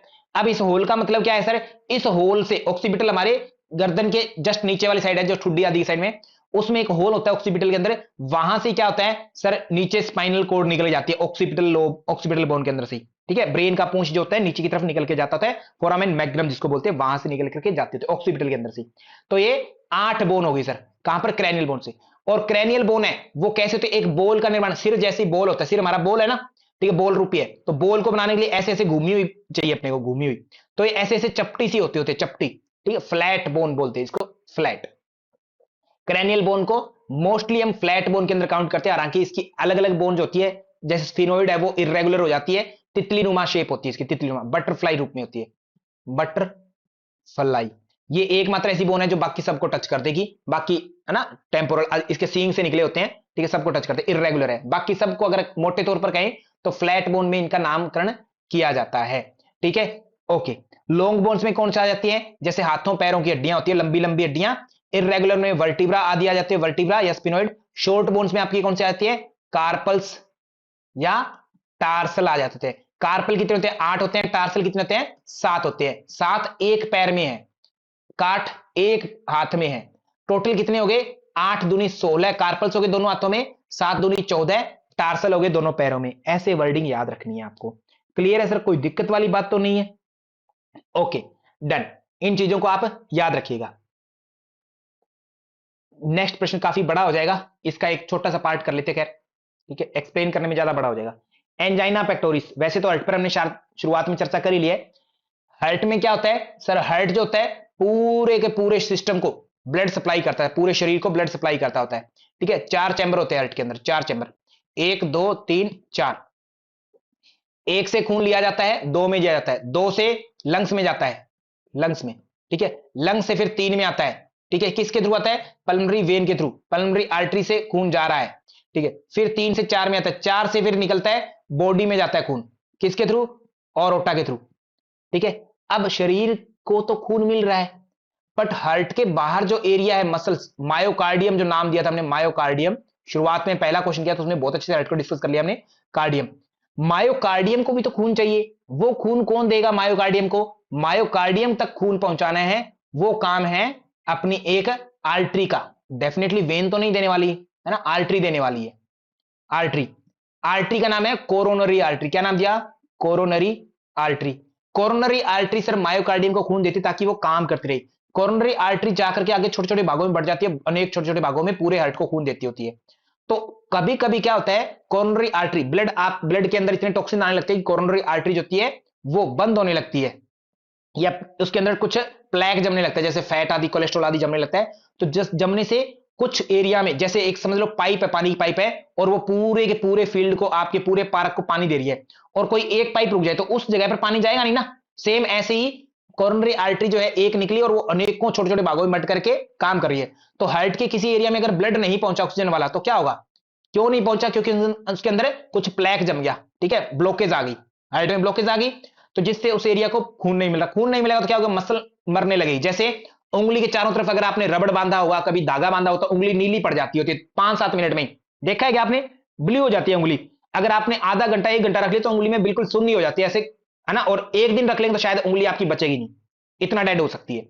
तो ये हार्ट को अगर लगातार खून कम मिलेगा, ऑक्सीजन कम मिलेगी, तो हार्ट का वो एरिया धीरे धीरे कमजोर होता जाएगा, ठीक है, मसल कमजोर हो जाएगी, उस एरिया की धड़कन कम हो जाएगी, धीरे धीरे क्या होगा, मायोकार्डियम मसल खराब हो जाएगी, इन्फाक्शन बोलते हैं, मायोकार्डियल क्या बोलेंगे, मायोकार्डियल इन्फार्क्शन, इन्फेक्शन नहीं, इन्फार्क्शन मतलब डेड होना मसल का, ठीक है, मसल डेड हुई और ये थोड़ी सी डेड हो रही तो हार्ट कमजोर हो गया सर, ठीक है, कार्डियक आउटपुट पर असर पड़ेगा, हार्ट से जो निकलता है खून वो कम निकलने लगेगा।